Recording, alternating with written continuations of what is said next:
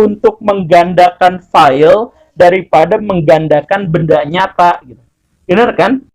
Nah, kalau si dunia ini ternyata adalah data yang bisa di-copy seenaknya dan akhirnya terpecah belah jadi segitu banyak enaknya itu, maka berarti memang ada orang yang nyimpen data itu. Bahwa semesta ini bukan dalam bentuk fisika tapi dalam bentuk data yang tidak berbatas, itu menunjukkan bahwa ada orang, ada pihak, ada mereka, ada dia yang menciptakan semesta, kemudian menjalankan proses ini, dan kalau dia mau mematikan atau menghapus data itu.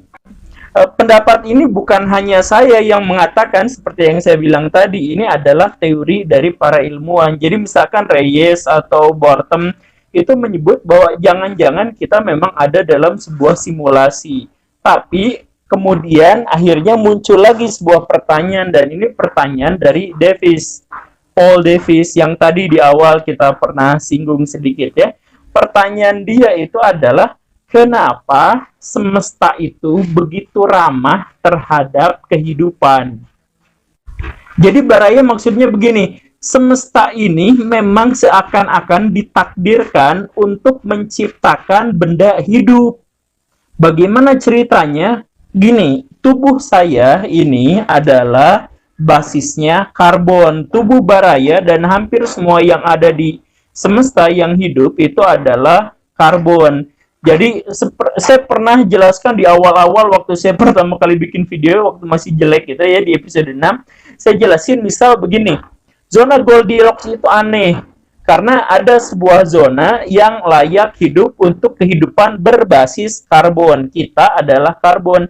Dari kebetulan itu aja udah cukup aneh, tapi kebetulan yang lebih aneh dalam hal ini adalah bahwa karbon itu tidak terbentuk sejak awal terciptanya semesta, tapi karbon itu terbentuk dari residu atau hasil dari pembakaran di inti bintang.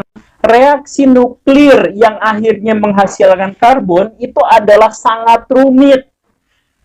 Meleset sedikit saja itu sudah mustahil gitu. Apalagi kalau sudah jadi karbon dan kemudian membentuk yang lain, itu kemungkinannya 1/50 juta mungkin.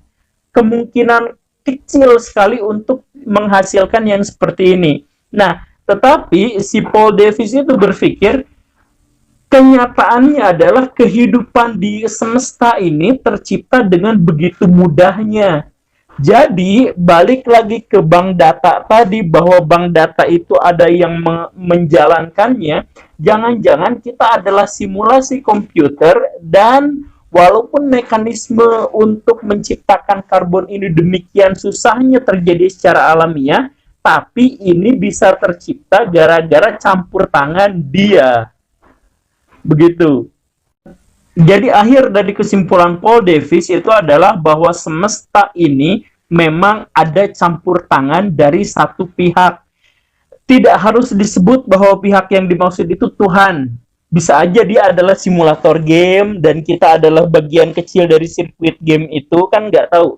Yang jelas bahwa semesta ini tercipta bukan karena sebuah kebetulan, tapi karena ada yang merekayasanya. Makanya ada ilmuwan yang mengatakan bahwa terciptanya kehidupan